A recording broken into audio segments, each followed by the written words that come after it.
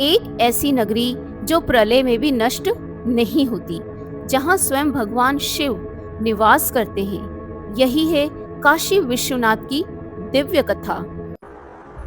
इस संसार में जो कुछ भी दिखाई देता है वह सब सच्चिदानंद निराकार और सनातन ब्रह्म ही है, और वही ब्रह्म सद्गुण रूप में भगवान शिव कहलाते हैं।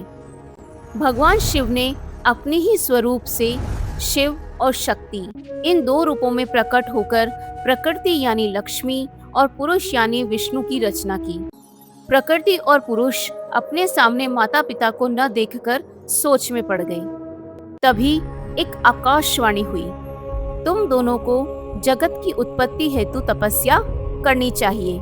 लेकिन वे दोनों बोले, हे स्वामी, हम दोनों तपस्या कहाँ करें? तब भगवान शिव ने अपने त्रिशूल से एक दिव्य, सुंदर और शुभ नगरी की रचना की, जहाँ जाकर वे तपस्या करने लगे। तपस्या के दौरान भगवान विष्णु के शरीर से पसीने की बूंदें गिरी। उन श्वेत जल की बूंदों को गिरता देखकर भगवान विष्णु ने अपना सिर हिलाया। तभी उनके कान से एक मणि गिरी और उस मणि के गिरने से वह स्थान मणिकर्णिका के नाम से प्रसिद्ध हुआ। जब उनके शरीर से निकली जल राशि से वह नगरी बहने लगी, तब भगवान शिव ने अपने त्रिशूल की नोक पर उसे रोक लिया।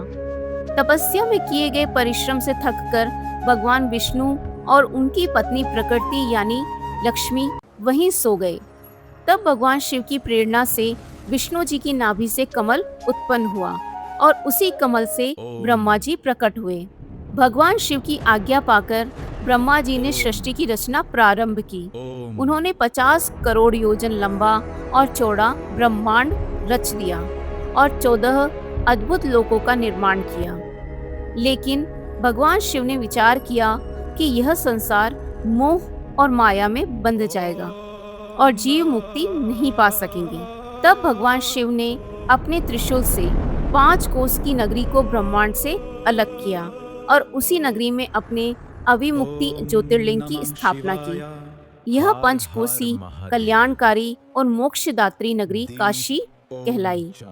कहा जाता है कि प्रलय के समय भी काशी नष्ट नहीं होती, क्योंकि भगवान शिव इसे अपने त्रिशूल पर धारण कर लेते हैं। जो भी व्यक्ति काशी में प्राण त्यागता है उसे भगवान शिव स्वयं मोक्ष प्रदान करते हैं। भगवान शिव के अंश से उत्पन्न रुद्र जी ने प्रार्थना की, हे विश्वनाथ, लोक हित के लिए आपको यहाँ निवास करना चाहिए। आप मुझ पर कृपा करें और माता पार्वती सहित यही निवास करें। रुद्र जी की प्रार्थना पर भगवान शिव माता पार्वती के साथ काशी में निवास करने लगे और विश्वनाथ के रूप में प्रसिद्ध हुए। तभी से काशी सर्वश्रेष्ठ नगरी बन गई। काशी केवल एक नगरी नहीं बल्कि मोक्ष का द्वार है, जहाँ स्वयं भगवान शिव विराजमान है। ऐसी ही दिव्य कथाओं के लिए चैनल को सब्सक्राइब करें। हर हर महादेव।